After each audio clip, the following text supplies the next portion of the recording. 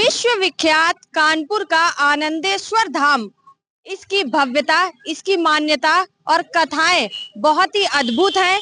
लोगों के दिलों में राज करने वाले कानपुर के आनंदेश्वर बाबा अब जन जन तक पहुंच चुके हैं। इसकी भव्यता का अनुमान आप मेरे पीछे जो गेट है उससे लगा सकते हैं, क्योंकि यहाँ का जो इतिहास है सैकड़ों वर्षों पुराना रहा है, जिसके कारण यहाँ के जो लोग हैं वो अपनी आस्था पूरी तरीके से बाबा शिव पर लगा चुके हैं। इसका जो गेट है उसको देखकर आप अंदाजा लगा सकते हैं कितना भव्य है, कितना पुराना होगा। और इसके साथ साथ गेट से सटा हुआ यहाँ का ऐतिहासिक कुआं भी है, जो आज अपने आकार में नहीं है, लेकिन उसकी भव्यता का अंदाजा लगाया जा सकता है उसकी स्थिति को देखकर। और उसी कुएं के बगल में एक पीपल का पेड़ है, जो सैकड़ों वर्षों से कानपुर के परमठ मंदिर पर इतिहास रच रहा है। आज तक जो भी घटनाएं हुई हैं उनको सजोए हुए हैं। और यहाँ के जो काफी लोग हैं उनसे भी बातचीत करेंगे कि कानपुर का जो आनंदेश्वर धाम है कितना सच्चा है और क्या मान्यता है यहाँ की।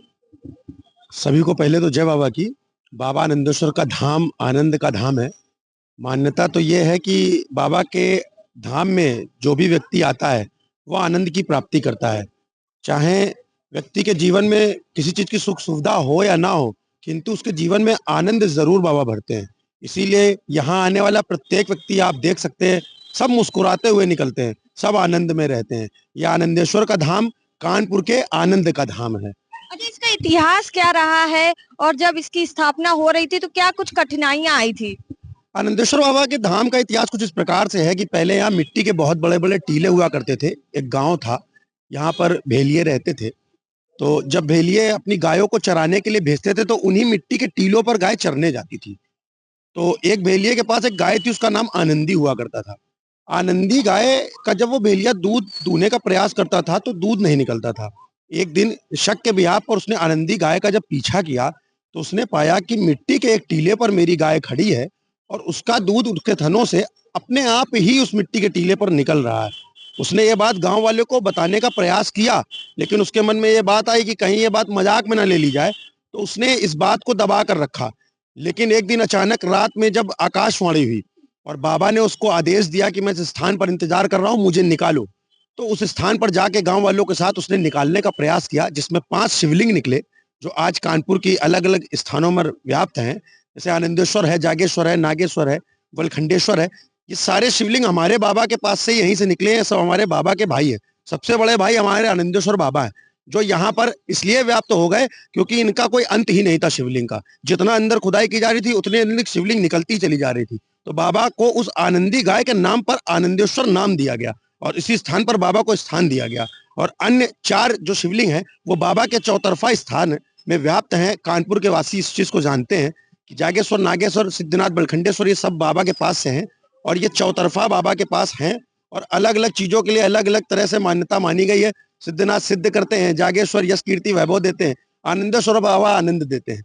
इसी प्रकार से यहाँ की मान्यता है कि जो भी व्यक्ति कोई भी चीज ठान कर मान कर बाबा के पास सच्चे भाव से आएगा, वह जो भी काम लेकर आएगा वो काम जरूर बन जाएगा। हर हर महादेव। अच्छा, ये कितने वर्षों का होगा इसका इतिहास लगभग। और यहाँ पर एकमात्र गंगा नदी कहा जाता है कि उनके बगल में स्थापित, और एक कुआं भी है जो इसके वर्षों पुराने होने का साक्ष्य बना हुआ। ये ब्रिटिश इंडिया टाइम से ये मंदिर है। यहाँ पर बताते हैं, मेरे बाबा बताते थे हमको कि ब्रिटिश इंडिया टाइम पे जब ये मंदिर छोटा सा हुआ करता था तो उस मंदिर के लिए जगह लेने के लिए उस समय एक कोई जनरल हुआ करता था, उससे जमीन की मांग की गई थी। जमीन की मांग करने पर उसने जमीन नहीं दी थी।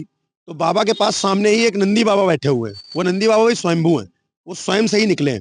नंदी बाबा ने उसी जनरल के सामने 3 पलवा घास खा ली थी और उसके बाद से वो जनरल ना इंडिया में रुका, ना कभी जीवन में आ पाया। तब से आनंदेश्वर बाबा का विस्तार दिन प्रतिदिन निरंतर बढ़ता चला जा रहा है और बढ़ रहा है। अभी नेक्स्ट कॉरिडोर यहाँ बहुत जल्द बनने वाला है। भव्यता और सुसभ्यता और बढ़ेगी और आनंद यहाँ बरसेगा। लोग देश विदेश से, मेरा विश्वास है एक दिन देश विदेश से लोग यहाँ दर्शन करने आएंगे। जैसे 12 ज्योतिर्लिंग की मान्यता, उसी प्रकार आनंदेश्वर बाबा के इस धाम की भी मान्यता है। हर हर महादेव। अच्छा, ये जो कुआं है ये और ये जो पीपल का पेड़ है, ये कब से, अगर अनुमान लगाया जाए, कितने सालों का है। ये कुआं तो ब्रिटिश इंडिया टाइम से ही है। यहाँ पर ये जो कुआं है अब तो बंद हो चुका है। इसके ऊपर नरसिंह बाबा की एक मूर्ति बनी हुई है।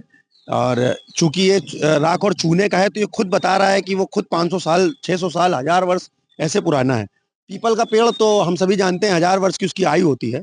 तो ये पीपल का वृक्ष भी उसी ब्रिटिश इंडिया के टाइम से ही है। और ये पीपल का जो पेड़ है इसकी जड़ें मैं मतलब ये अनुमान लगाता हूँ पेट्रोल पंप के पास तक होंगी, अगर जड़ें चेक करी जाएंगी तो ये जो पुरानी चीजें हैं ये सब यहाँ की सुशोभ्यता और भव्यता को लगातार निरंतर अपनी पुरानी यादों के साथ संजोए हुए हैं और लोगों को बताते हैं कि कब से ये यहाँ पर है और कब से बाबा यहाँ पर है। बहुत से श्रद्धालु हैं जो रोजाना बाबा के दर्शन करने आते हैं और उनसे बातचीत कर लेते हैं। आप कब से यहाँ पर आ रहे हैं और कितना क्या कुछ जानते हैं मंदिर के बारे में? हम लोग यहाँ काफी यहीं की जन्मभूमि और यहीं के क्षेत्रवासी रहने वाले हैं और हमारे छोटे भाई ने जो कहा बिल्कुल सत्य कहा जी। क्या मान्यता है बाबा की और किस तरीके से आपकी आस्था इन पर है? मतलब बहुत ही बड़े लोग बाग सच्चे मन से आते हैं और सब मनोकामना पूर्ण होती है। लोगों को कहीं ना कहीं आनंदेश्वर धाम आकर बाबा आनंदेश्वर के दर्शन करके अपनी मनोकामना पूर्ण करने का विश्वास है और इसी कारण कानपुर के परमठ मंदिर पर स्थापित आनंदेश्वर धाम में करोड़ों भक्त आते हैं और अपनी कामना की पूर्ति करते हैं।